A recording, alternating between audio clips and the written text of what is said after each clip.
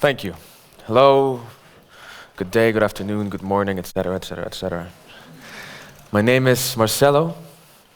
I'm 19 years old, and I was part of the student Venezuelan uprising. I'm here to talk about my experience in that uprising, and namely, what I believe are the three key aspects in any act of civil disobedience: why, how, and for what. But let's take it back for a minute. If you've been following the news for the past 3 years, you may have noticed that 2.5 years ago, at the beginning of 2014, a student uprising erupted in my home country of Venezuela. And I was there. I was gasping through the expired tear gas. I was dragging rubble and tires up to the barricades. I taught myself how to make a Molotov cocktail. And I opened my doors to the students that were fleeing from the police and their boots, and their batons, and their guns, and their riot gear, and the rows of armored vehicles. See, I'm here to talk about my experiences, but I can't tell you the truth. Such a thing is subjective at best. What I can do is try to tell you exactly why I was out there, fighting alongside people who are still today trying to make people that refuse to see open their eyes, people whose voices, whose hopes, whose beliefs, they feel that have been falling into deaf ears. And to be able to do that, I have to paint a picture for you. I have to paint a picture of what it was like to live in Venezuela in the early 2014. Just the year before, 24,000 people were counted murdered in Venezuela. Now at this point, it's worth noting that most of the murders in Venezuela are not actually reported, either from fear of gang retaliation or from the miles and miles of red tape that any sort of official report entails. Not to mention that all of the Venezuelan morgues were given strict instructions not to release any kind of number of how many bodies had come in. In 2013, the inflation rate was of 56.2%, which is, give or take, 800 times more than the inflation rate for Switzerland in the same year. Let that sink in for a moment. To give you an example, if a Swiss person went to buy groceries at the beginning of 2013 and they would spend 100 francs, by the end of that year they would only have to spend 7 cents more, while a Venezuelan person would have had to spend 56 more francs for the same products. And that is only if they found the products. In fact, food scarcity and scarcity of other products in Venezuela had become so terrifying that the government in early 2013 had to finance a plan to import over 700,000 tons of just food items into the country. Now, it's also worth noting that a very deep and quite old political rift came to a boiling point at the end of 2013, when the ruling party won the presidential elections by a margin of just over 1% of the votes, with over 3,200 irregularities and breaches in the electoral process, which led the Venezuelan people to believe that while they wanted change, their votes could not get them that change anymore. The protests properly begun when students were protesting the lack of security and the impunity in Venezuela. Just after the attempted rape of another student in the border state of Táchira. After that, the police cracked down hard on the protesters, using excessive methods of violence and police brutality, which in turn led us to believe that the police and the law were no longer working to protect us, the citizens. Now, we couldn't let that happen.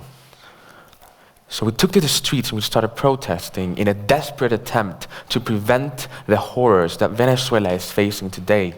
Horrors like the International Monetary Fund predicting an inflation rate not of 56%, but of 1,460% for next year.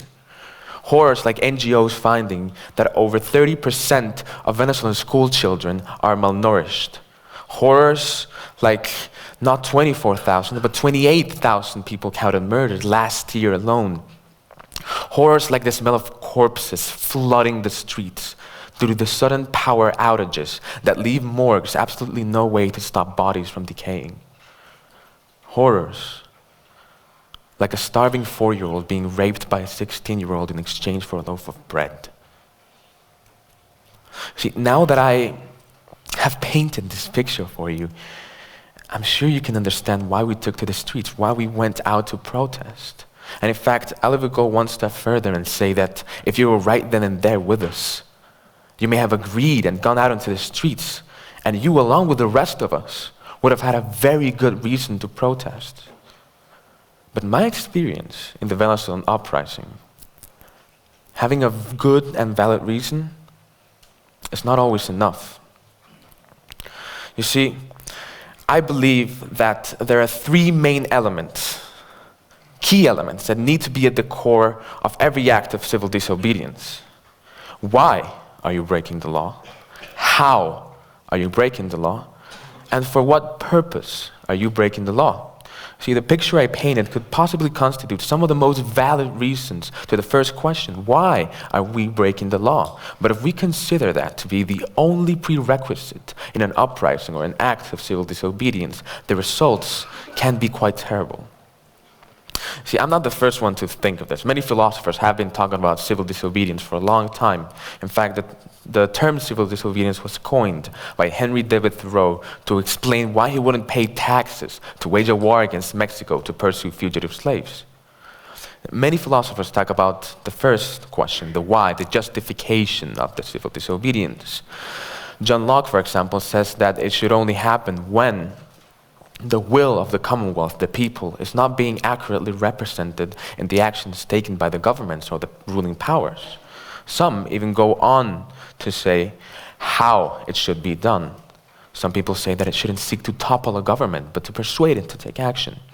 John Locke also says that in order to gain legitimacy, civil disobedience must be completely nonviolent. While on the other hand, Karl Marx says that the only way to achieve real, true change is through armed and belligerent revolution.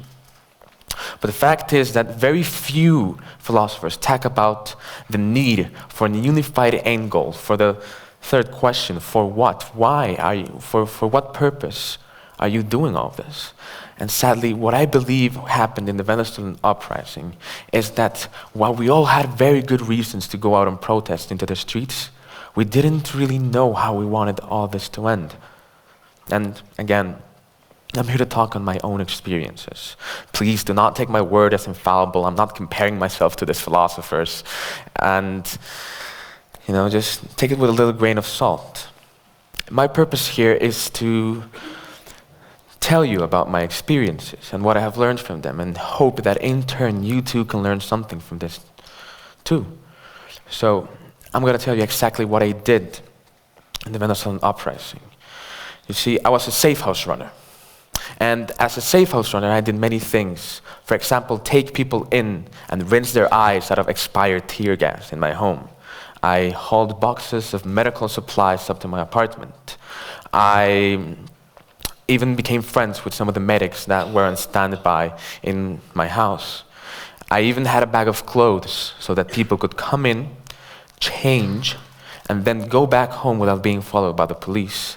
But one of the things that I truly think were the most important is that I try to have a conversation with absolutely everyone that came to my doors from that uprising. In fact, most of the conversations, if not all, happened on that very same couch. That's my couch back home.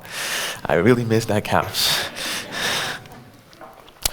But yeah, I started having conversations, and at the beginning, it was just a way to pass the time, something to distract us from the horrors that were going on in the streets, from the chaos. But the more I started talking to people in that same couch, the more I started realizing that something was not quite adding up. I realized that while many people had been protesting and fighting for the same reason, many of us could not agree on what is it exactly that we wanted to do. And worst of all, we very rarely were fighting for the same end goals. In fact, I would even go as far to say that many of us, me included, did not really have an end goal. We just saw that the country was devolving into chaos, and we had to do something, anything, to stop it. And so we took to the streets and we protested. But in reality, we offered little else apart from protests. I remember people telling me that there were ex-government supporters and they wanted to highlight the need for change. People would come into my house and tell me that they wouldn't stop protesting until a president died or stepped down. Some people would tell me that they were actually protesting, they were fighting against the police because the police was fighting against them and not the real criminals, the drug cartels that were plaguing the country. You see, in reality, we needed unity. We needed a flag to rally under. We needed to fight for and not just against.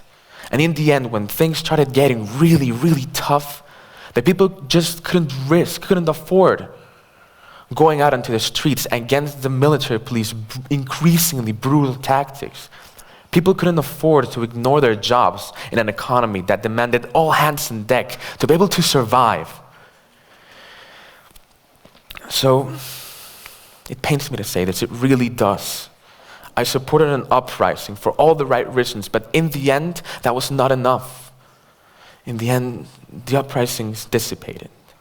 And while I'm not saying that this was the ultimate reason that the protest died down, with a clear organization, a unified end goal, and a specific plan of action, this uprising could have become something so much more than just protests that died out under military police boots.